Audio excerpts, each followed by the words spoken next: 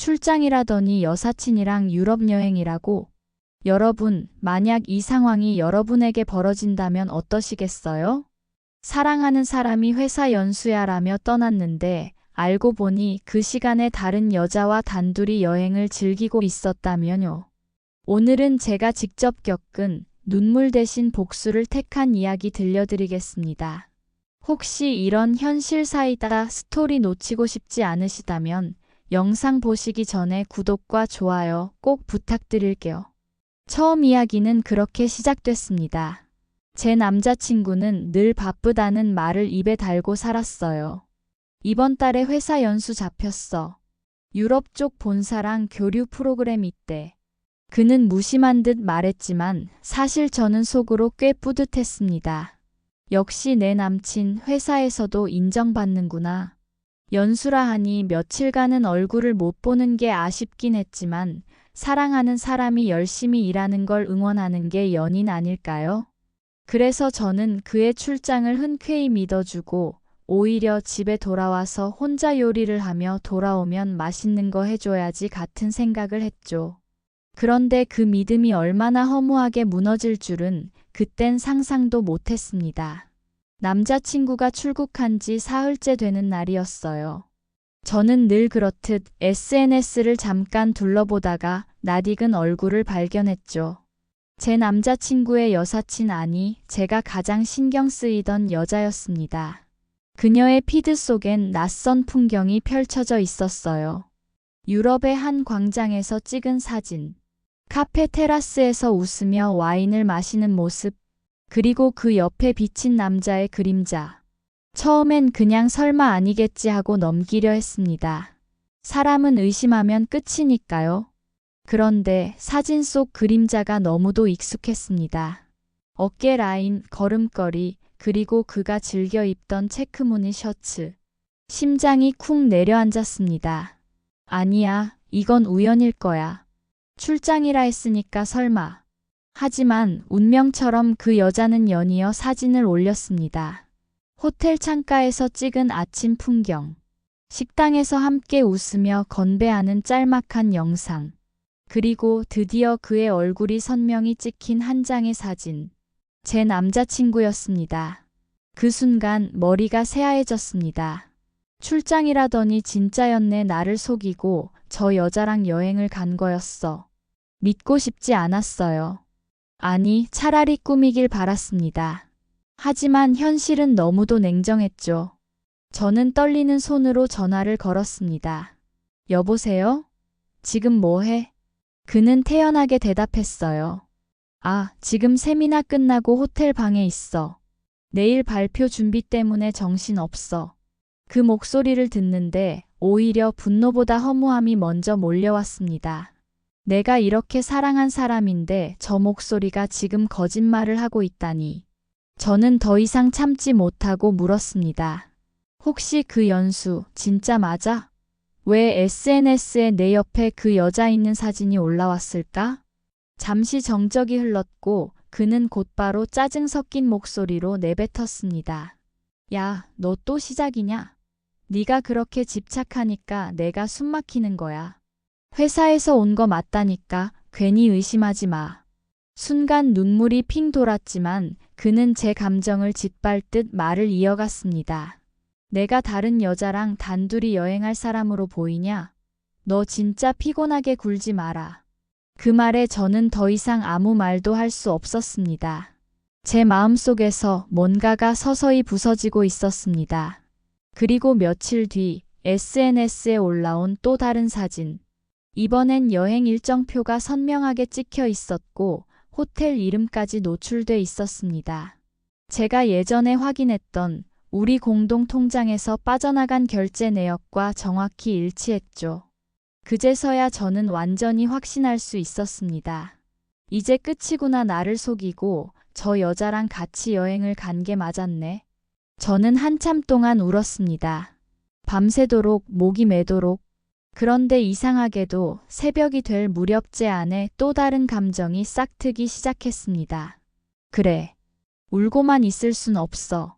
내가 당한 만큼, 아니 그 이상으로 돌려줄 거야.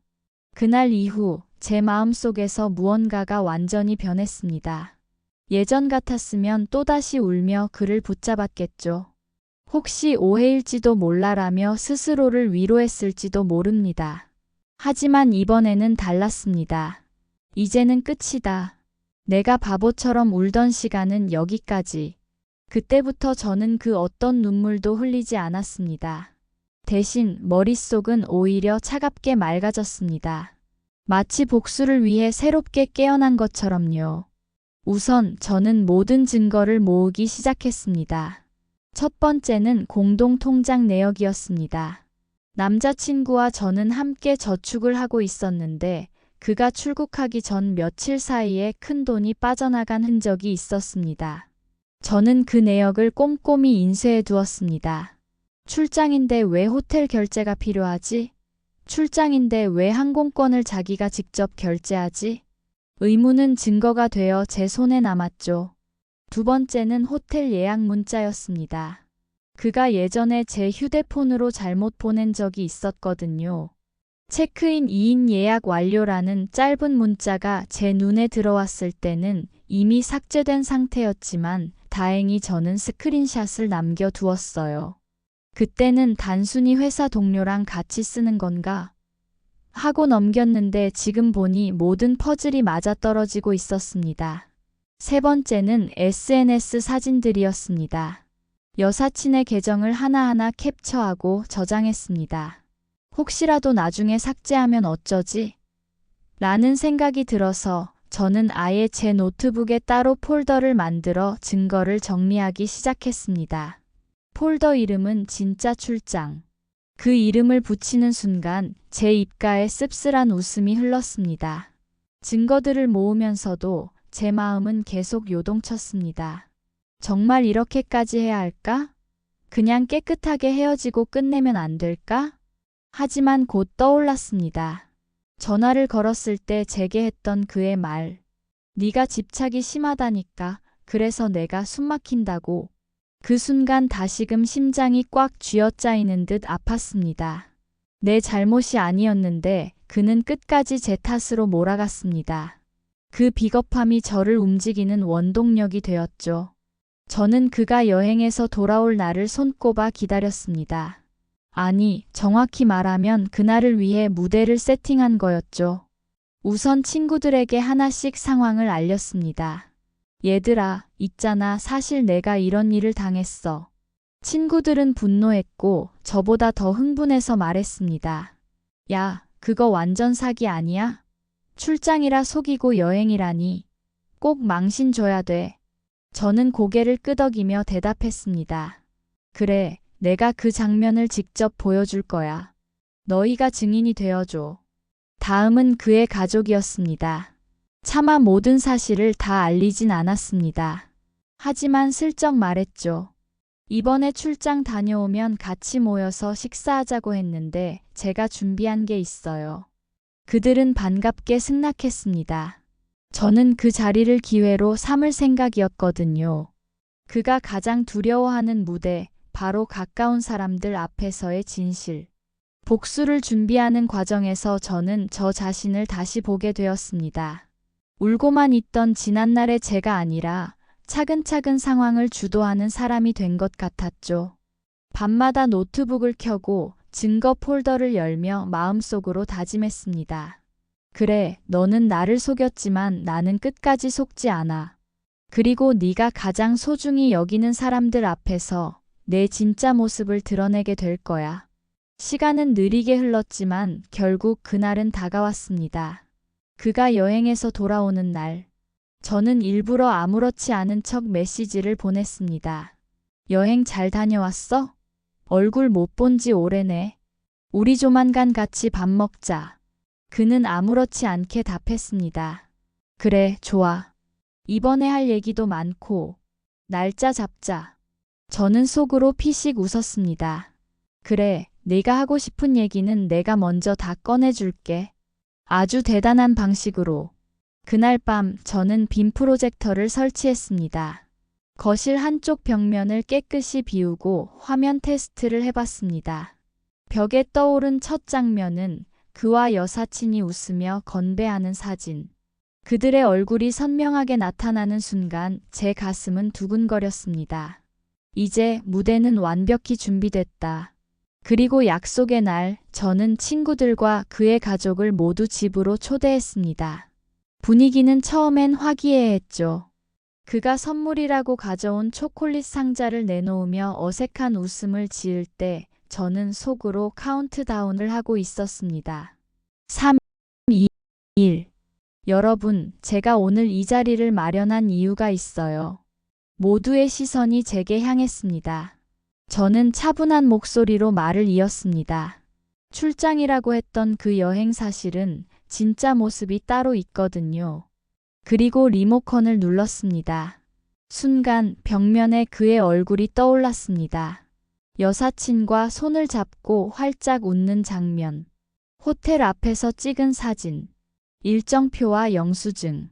모든 증거들이 차례대로 펼쳐졌습니다.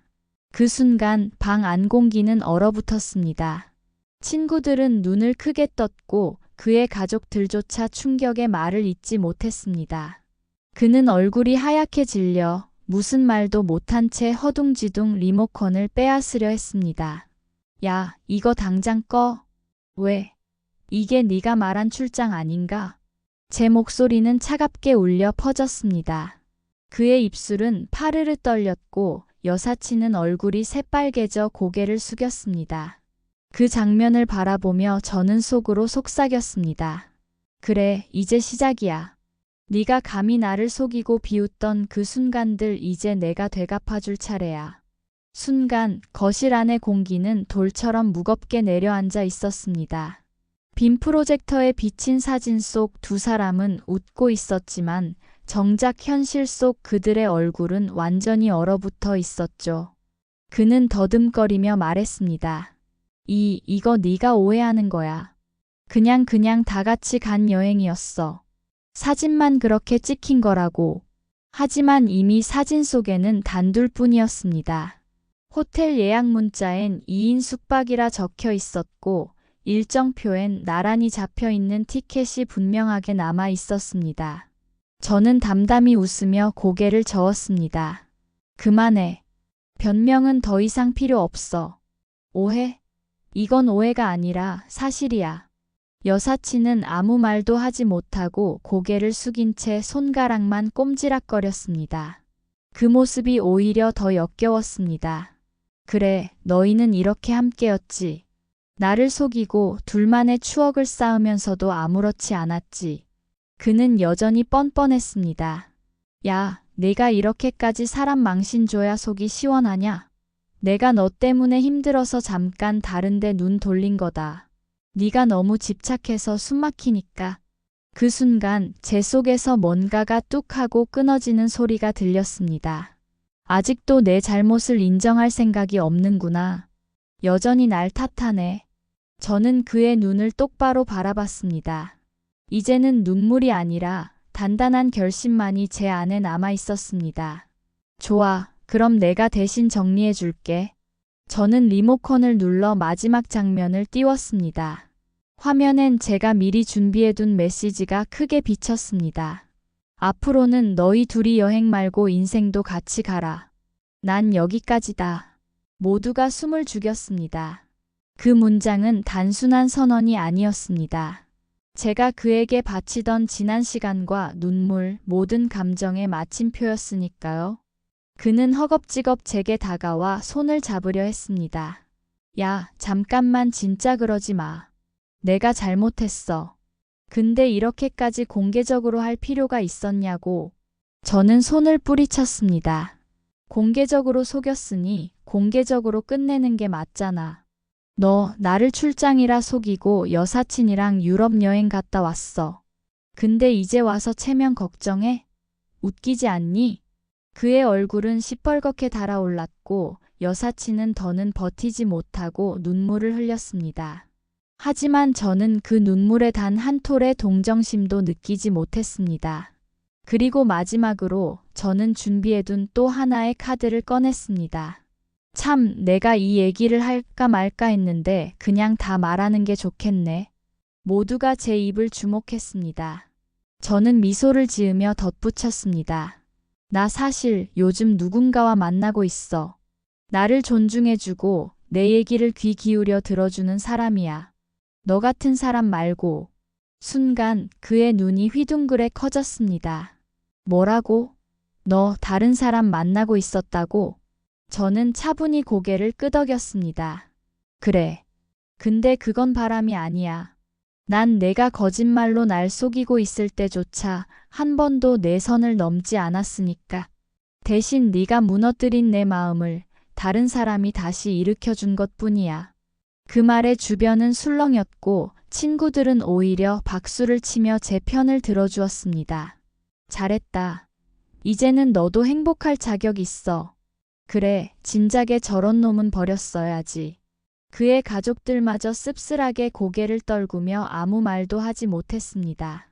결국 그는 완전히 고립된 채 얼굴을 감싸 쥐고 주저앉을 수밖에 없었습니다. 여사친은 더 이상 자리에 앉아 있을 수 없었는지 핸드백을 움켜쥐고 문 밖으로 뛰쳐나갔습니다. 그 순간 저는 마음 깊숙이 느꼈습니다. 그래, 이게 내가 원했던 장면이야. 나를 속이고 비웃던 그 순간들에 대한 가장 완벽한 답변. 복수라 불러도 좋고 정의라 불러도 좋습니다.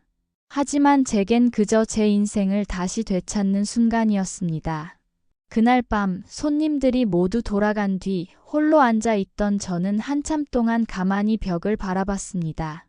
빔 프로젝터가 꺼진 자리엔 이제 아무것도 남아있지 않았습니다. 하지만 제 안에는 뚜렷한 무언가가 남아 있었습니다. 눈물 대신 남은 건 자유였고 분노 대신 자리한 건 평온이었습니다. 그 사람과의 시간은 끝났습니다. 그와 함께했던 추억은 이제 더 이상 제 발목을 잡지 않았습니다. 저는 제 삶을 그리고 제 미래를 다시 써내려갈 준비가 되어 있었습니다. 배신은 상처를 남기지만 복수는 상처를 치유한다. 그리고 저는 이제 새로운 인생을 시작합니다. 여러분, 이 이야기를 들으면서 혹시라도 비슷한 상처를 떠올리신 분들이 계실까요? 만약 그렇다면 기억하세요. 우리는 결코 피해자로만 남지 않아도 됩니다. 끝내 당당히 일어나 자기 삶의 주인으로 설 수 있습니다. 그리고 이 채널에서 앞으로도 여러분이 속 시원해할 수 있는 현실 사이다 이야기들을 계속 들려드리겠습니다. 지금 바로 구독과 좋아요, 알림 설정까지 부탁드릴게요. 여러분의 공감과 응원이 제 이야기를 더 힘있게 만들거든요. 다음 이야기에서도 다시 만나요.